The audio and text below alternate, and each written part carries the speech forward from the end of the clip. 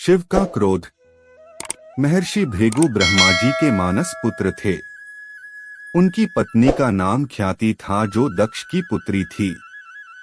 महर्षि भृगु सप्तर्षिमंडल के एक ऋषि हैं। सावन और भाद्रपद में वे भगवान सूर्य के रथ पर सवार रहते हैं। इस वीडियो में आगे बढ़ने से पहले ऐ मेरे महादेव जो मेरा अनसुने विचार यूट्यूब चैनल को सब्सक्राइब करेगा, उस इंसान के हर कामयाबी में सफलता हासिल करवाना।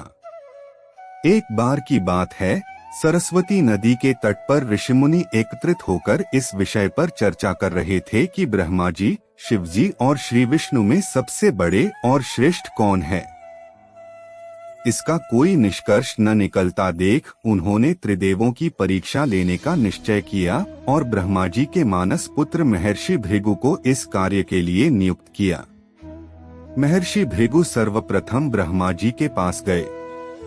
उन्होंने न तो प्रणाम किया और न ही उनकी स्तुति की। यह देख ब्रह्मा जी क्रोधित हो गए। क्रोध की अधिकता से उनका मुख लाल हो गया। आंखों में अंगारे दहकने लगे। लेकिन फिर यह सोचकर कि ये उनके पुत्र हैं, उन्होंने हृदय में उठे क्रोध के आवेग को विवेक बुद्धि में दबा लिया।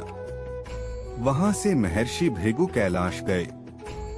देवाधिदेव भगवान महादेव ने देखा कि भृगु आ रहे हैं, तो वे प्रसन्न होकर अपने आसन से उठे और उनका आलिंगन करने के लिए भुजाएं फैला दी। किंतु उनकी परीक्षा लेने के लिए भृगु मुनि उनका आलिंगन अस्वीकार करते हुए बोले, महादेव, आप सदा वेदों और धर्म की मर्यादा का उल्लंघन करते हैं।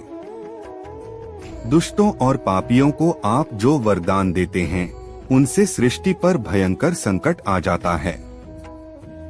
इसलिए मैं आपका आलिंगन कदापि नहीं करूंगा। उनकी बात सुनकर भगवान शिव क्रोध से तिलमिला उठे। उन्होंने जैसे ही त्रिशूल उठाकर उन्हें मारना चाहा, वैसे ही भगवती सती ने बहुत अनुनय विनय कर किसी प्रकार से उनका क्रोध शांत किया।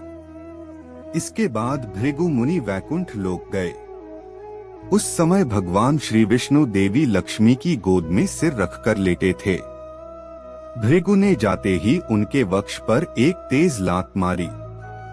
भक्तवत्सल भगवान विष्णु शीघ्र ही अपने आसन से उठ खड़े हुए और उन्हें प्रणाम करके उनके चरण सहलाते हुए बोले, भगवान, आपके पैर पर चोट तो नहीं लगी? कृपया इस आसन पर विश्राम कीजिए। भगवान, मुझे आपके शुभ आगमन का ज्ञान न था, इसलिए मैं आपका स्वागत नहीं कर सका। आपके चरणों का स्पर्श तीर्थों को पवित्र करने वाला है। आपके चरणों के स्पर्श से आज मैं धन्य हो गया। भगवान विष्णु का यह प्रेम व्यवहार देखकर महर्षि भृगु की आंखों से आंसू बहने लगे। उसके बाद वे ऋषि मुनियों के पास लौट आए और ब्रह्मा जी, शिव जी और श्री विष्णु के यहाँ के सभी अनुभव विस्तार से कह बताया। उनके अनुभव सुनकर सभी ऋषि मुनि बड़े हैरान हुए और उनके सभी संदेह दूर हो गए। तभी से वे भगवान विष्णु को सर्वश्रेष्ठ मानकर उनकी पूजा अर्चना करने लगे। वास्तव में उन ऋषि मुनियों ने अपने लिए नहीं, बल्कि मनुष्यों के संदेहों को मिटाने के लिए ही ऐसी लीला रची थी। यदि आपको यह वीडियो पसंद आई हो तो कृपया वीडियो को लाइक करें, शेयर करें और चैनल सब्सक्राइब करें। धन्यवाद।